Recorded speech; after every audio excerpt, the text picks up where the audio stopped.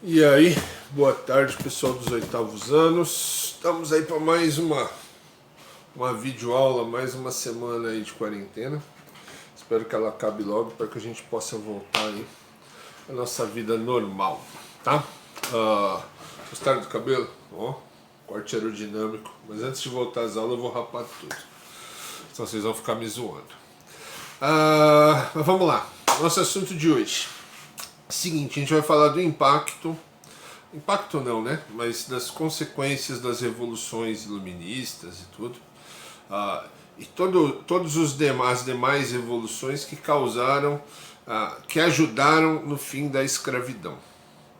A escravidão, a escravidão a gente já conversou sobre isso, ela é super antiga, ela começa lá no começo das primeiras cidades, mas ali por volta de 1500, 1530, com o descobrimento da América, com a colonização do Brasil e do restante da América, a escravidão ela volta com muita força, tá? Espanhóis e portugueses, europeus em geral, vão retomar a escravidão, buscando uma maneira barata de conseguir explorar a terra, de conseguir trabalhar a terra sem a necessidade de pagar salários e tudo mais, tá?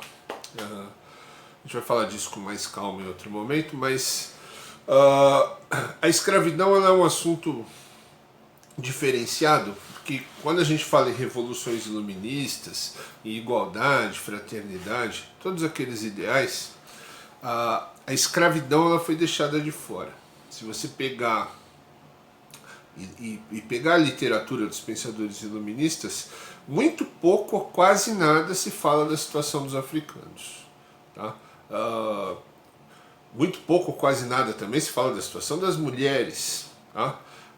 Mas a dos africanos principalmente se coloca, quase que se esquece dessa situação. Então todos são iguais, todos têm os mesmos direitos, mas parece que dentro desse todos, os africanos eles ficam alheios, tá? Então as revoluções iluministas num primeiro momento elas não vão dar conta disso não, elas não vão trabalhar com isso. Então mesmo nos locais onde acontecem as revoluções na América, porque você não tem escravos na Europa nessa época, tá? Os europeus depois lá da queda do Império Romano nunca mais aceitaram escravidão na Europa. Mas a América ela era todo o trabalho, 90 e tralala, quase 100% do trabalho era realizado por escravos e eram colônias europeias, tá? Então os europeus não queriam escravos lá, mas eles queriam escravos aqui, tá? Então eles não queriam na casa deles, mas no quintal onde ninguém estava vendo, estavam um pouco se lixando. Então as revoluções iluministas, que nem o maior exemplo nos Estados Unidos, os Estados Unidos lutam uma revolução iluminista, se liberta da Inglaterra, monta uma constituição, uma carta de direitos do homem, mas mantém a escravidão. Ou seja, os negros continuam sendo ignorados, tá? Então os africanos continuam escravos, sem os direitos, como era antes da Revolução, tá? Então a Revolução Iluminista, num primeiro momento, não vai lidar diretamente com essa questão. Mas ela vai dar um pontapé para que anos depois a escravidão comece a perder força, em alguns países seja proibida, outros países proíbam o tráfico, outros países passem a forçar outros a também abolirem a escravidão, tá? Então, vou começar por um fator bem simples. A revolução que mais influiu na necessidade de acabar com a escravidão foi a Revolução Industrial. Por mais que isso pareça absurdo, nada a ver, com a implantação das máquinas, com a implantação das fábricas, das máquinas, do trabalho, da produção em grande escala, com o aumento da oferta, você passa a necessitar de um aumento de consumidores. Então se eu produzo, sei lá, tecido, eu tenho uma fábrica de tecido. Antes o tecido era feito à mão. As mulheres passavam a vida, numas máquinas, fiando a linha e depois tecendo, fazendo os panos, tudo à mão. Com a máquina, esses tecidos vão ser feitos em grande escala. Tá num dia de trabalho, uma fábrica faz a produção de 500 mulheres em um mês, 2 meses. Então você tem uma quantidade muito maior de tecidos a oferecer. Então eu tenho tecido em quantidade, só que eu preciso de dinheiro. Eu não estou produzindo para ser legal, estou produzindo para ganhar dinheiro. Eu preciso de gente que compre o meu tecido. Num primeiro momento, eu produzo na Europa, na Inglaterra. A Inglaterra vai comprar o meu tecido. Num segundo momento, eu vou ter que expandir esse mercado para outros lugares. E qual um dos mercados em maior expansão? A América. Só que eu tenho um grande problema. Eu mando tecido para a América. A América tem, vamos dar um exemplo dos Estados Unidos. Tem 10 milhões de habitantes. Pô, legal, vou vender 10 milhões para 10 milhões de pessoas? Não, porque 9 milhões são escravos. O escravo não tem salário. Se ele não tem salário, ele não consome. Se ele não consome, ele não é consumidor. Então quer dizer, eu vou produzir, mas eu não tenho para quem vender. Eu tenho 10 milhões de pessoas em um local, só que eu consigo vender só para 1 milhão. Então isso cria uma barreira enorme ao crescimento do capitalismo. O capitalismo exige que eu venda cada vez mais. Quanto mais eu vender, mais eu lucro. Essa é a ideia básica que os iluministas defendem, que o capital defende, e que a Revolução Industrial fechou um cerco. Eu produzo mais, vendo mais e ganho mais. Está todo mundo dentro desse balaio. Só que os escravos estão fora. Você pega países como o Brasil, que 3, 4% da população é branca, o resto da população toda é escrava. E aí como é que você vende o seu produto? A única maneira que você tem de aumentar a sua venda é trabalhar, é fazer uma coisa chamada lobby. É tentar convencer o governo a mudar a lei. Isso existe até hoje, tá? Até hoje as grandes empresas elas fazem lobby. Elas tentam convencer os governantes do mundo todo a mudar uma lei aqui, ajeitar uma lei ali, para favorecê-las, tá? No caso da escravidão aconteceu a mesma coisa. As empresas começaram a convencer os governantes a acabar com a escravidão, não por uma questão humanitária. A questão não é a dó ou pena ou compaixão com a situação dos negros. A questão não é ir contra a escravidão como conceito de um homem aprisionar outro homem, da violência. A questão é puramente financeira, certo? Ao acabar com a escravidão, eu forço os fazendeiros a fazerem o quê? A pagar salário para esses ex-escravos.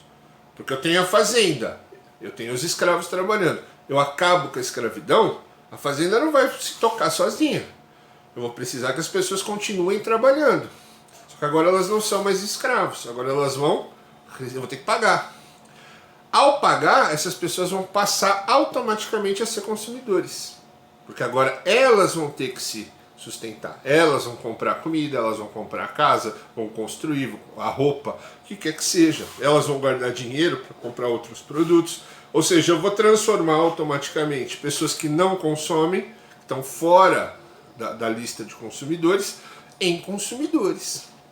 Então você imagina o impacto disso na produção mundial.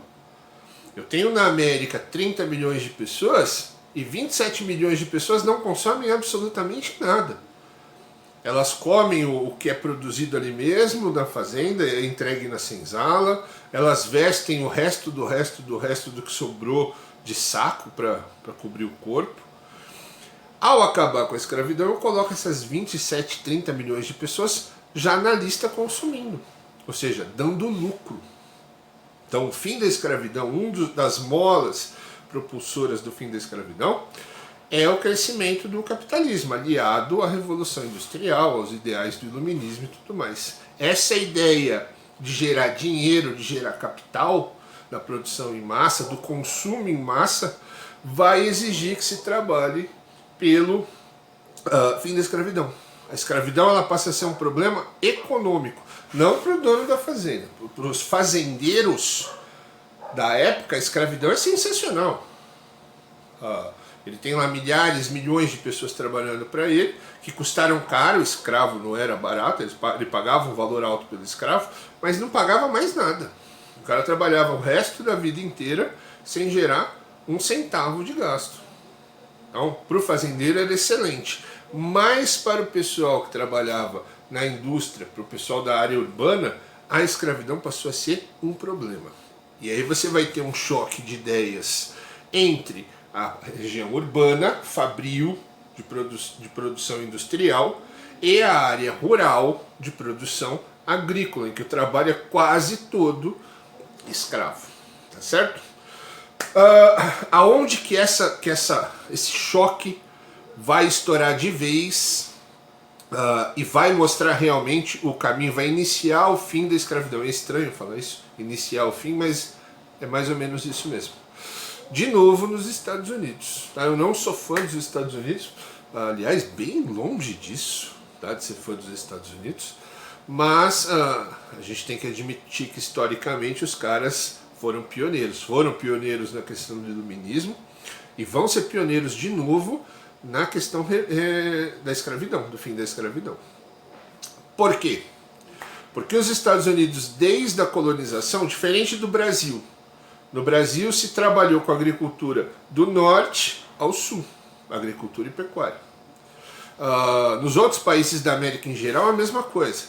Você vai trabalhar com extração de minério e agricultura. Nos Estados Unidos, não. Como a região norte dos Estados Unidos é uma área com um clima mais parecido que a Europa, mais frio, o que se poderia plantar naquela região era o mesmo que se plantava na Europa. Então, o cara sair da Europa para vir para a América, plantar o que já plantavam lá é burrice.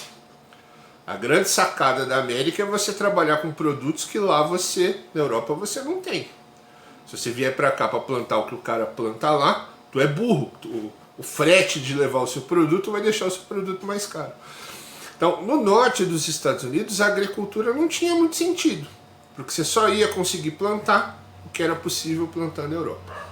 Então, a região norte dos Estados Unidos, das colônias americanas, elas vão se enquadrar mais rápido ao esquema da Revolução Industrial. Tá? Por não ter outra opção, por não ter uma opção agrícola, eles vão ter que se acertar na produção industrial. Então, no norte dos Estados Unidos, você vai ter um desenvolvimento do quê? Das fábricas, da produção fabril, de tecidos, da produção metalúrgica, da extração de minérios e tudo mais. Então, o norte vai ser uma região industrializada, com trabalho assalariado, com grandes cidades. E o sul, você vai ter uma região totalmente agrícola, onde as pessoas vão trabalhar, em sua grande maioria, nas plantações de algodão. Tá? Então, o trabalho escravo. Então, dentro do mesmo país, você vai ter duas realidades totalmente separadas.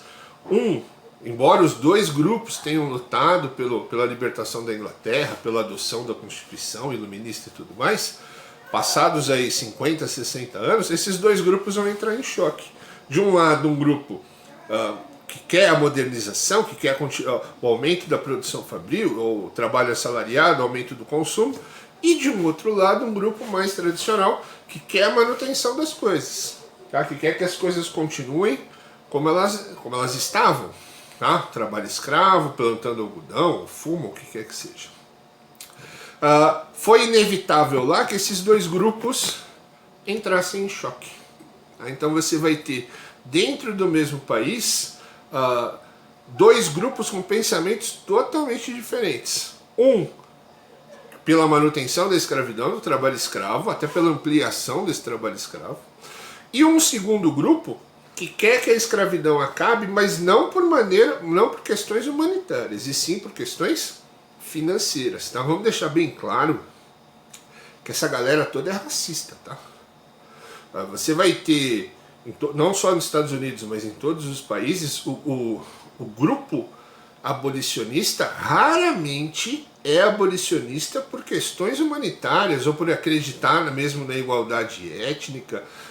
É muito mais uma questão de dinheiro. As pessoas querem acabar com a escravidão para que elas possam ganhar mais dinheiro. Elas não têm. Vou dar um exemplo para vocês.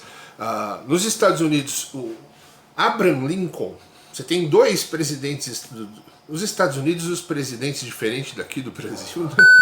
Onde os presidentes são cada pereba, lá os presidentes são adorados, tá? Com raríssimas exceções, o povo americano ama os presidentes. Mas dois deles são os mais amados. Um é o George Washington, que foi o grande general, o grande líder da Revolução em 1776, contra a Inglaterra, da libertação, aquela que a gente já falou. E o segundo é o Abraham Lincoln. O segundo maior herói dos Estados Unidos é o Abraham Lincoln, que era o presidente na época em que esse choque vai acontecer, em que o Sul e o Norte vão lutar pela questão da escravidão. O Abraham Lincoln é considerado o pai da abolição, o cara que lutou pelo fim da escravidão, e lutou mesmo, que ele via negros e brancos como iguais. Isso não é verdade.